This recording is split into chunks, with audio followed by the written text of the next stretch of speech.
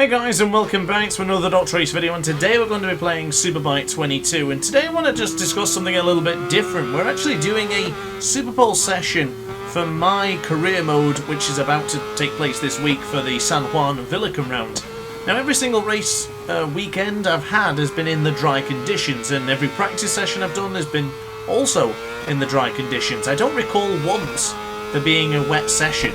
Now, here in San Juan, everything has been fine for the practice and the first, second and third free practice, but the qualifying is in the wet. Now, usually when I do the qualifying, I don't particularly record it, I just sort of do it by myself, so then it's prepared for the race when I can actually do the content on. But I must confess, this difficulty is ridiculous against the AI when it's wet. I noticed it in the past when I did a short wet weather video I wanted to do, and then I never ended up doing it. The AI is just ridiculous. They are actually going quick as they would do on slicks, or maybe not as quick, but they don't seem to be struggling in the wet conditions, let's be honest. Now, I don't think the wet conditions are as difficult as it is in some of the other games. It's just the AI that seem to be really difficult, and this is going to absolutely hinder our qualifying. I absolutely know this already before we even finish this session, but I tried it a few times, I've restarted it, and now I'm playing it again, and I just can't get within range. They are seriously fast in these wet weather conditions. I'm hoping we can do better than 25th, which I did before I restarted it. Don't usually restart any sessions, as you guys know, especially like in Portimao. I probably should have restarted those sessions and raced to a better performance than we actually did, but currently as it stands, 2.3 seconds on Jonathan Ray. Yeah, okay, we didn't have the best of qualifying so far, but I'd like to think we could get in range in the wet weather conditions. I'm no slouch when it comes to the wet, I'm not terrible, but losing 6/10 into the first split, I can't seem to do anything else. I know a lot of you guys have been complaining about this, and you've been asking for tips and tricks on the wet weather conditions, which, ironically, I do have coming very, very soon. I've already recorded the footage, just need to do the voiceover. So definitely stay tuned for that, but I do think that we all need to spend more time in the rainy and wet conditions, because, as I mentioned, this is the only time this season that I've had a wet weather race or wet weather session. So whether the race itself is going to be wet remains to be seen, but if it is wet, then I'll probably have to lower the difficulty. I lowered the difficulty in Portimao when I had an absolute disaster of a weekend, and I think I may leave it reduced.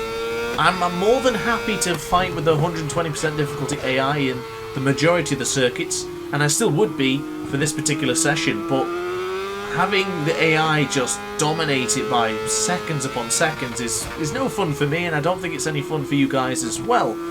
So in that regard, I would also like to point out that don't be ashamed if you need to reduce the difficulty.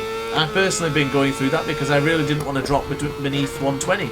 I found in Donington Park, where I had an absolute nightmare, that I just refused to drop it any difficulty because I didn't want to lose that sort of credibility of being on the limit against the hardest difficulty. But guys, honestly, you do it how you want to do it. But let's get back into the pits and let's see if we can't improve our lap time.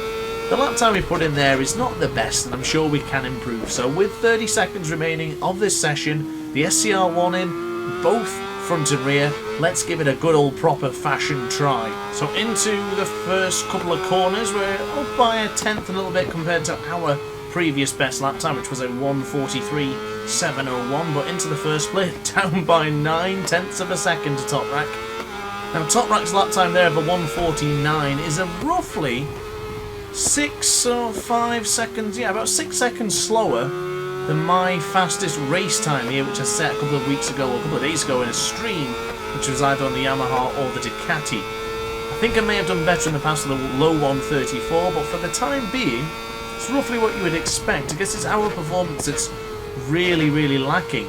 But it does feel like the AI is a bit too strong, but I'm curious to think that maybe if we do spend a significant more amount of time, we should improve. So with my guide and with me spending more time with it as well, I think we can improve our lap times and get ourselves a bit closer in against the AI. Now, of course, as mentioned, this is a AI at 120%. You might find a better balance with a different level.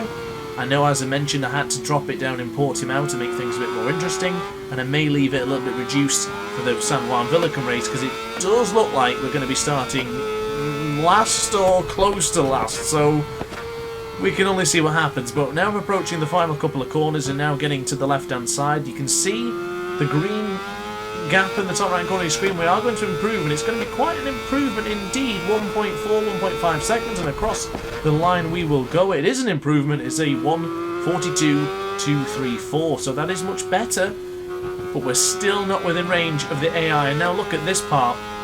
The final lap I'm going to do today puts us 1.9 seconds down from the Spaniard leading the way, leading the championship. Super pole it's going to be for Bautista, because I don't think anyone's going to beat a 1:40.332. I tell you who isn't going to beat it. Yeah, spoiler alert, it's me, who's racing his heart out right now, trying to just grasp every single tenth of a second to get myself better than 23rd on the grid. The only two riders behind us right now is Luca Mayas and Garrett Gerloff, and you know what?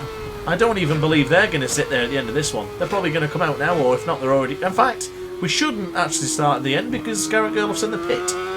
So unless he's going to do a supersonic lap out of the pit, I don't think it's going to happen. But now into the right-hander side here. Difficult corner to get right at this one, but we are up by 7/8 tenths of a second. We were up by 7/8 tenths of a second, but unfortunately that has all come to a halt here today, and that is the end of the session. But guys, do hope you enjoyed the video. It's something a little bit different for us to look at and talk about today. Keep an eye out for the wet weather guide we've got coming very, very soon.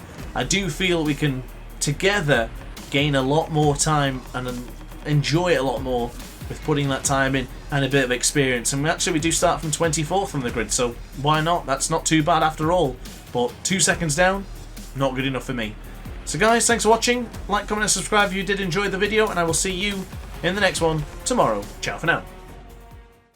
Oh hi, didn't quite see you there. Good to see you're still here. If this video didn't quite set your appetite, then why not watch some more DrAce content by clicking the video shown on screen now. Furthermore, if you would like to follow me on social media, you can do so now with the links down in the description. Consider subscribing so you don't miss a single DrAce video.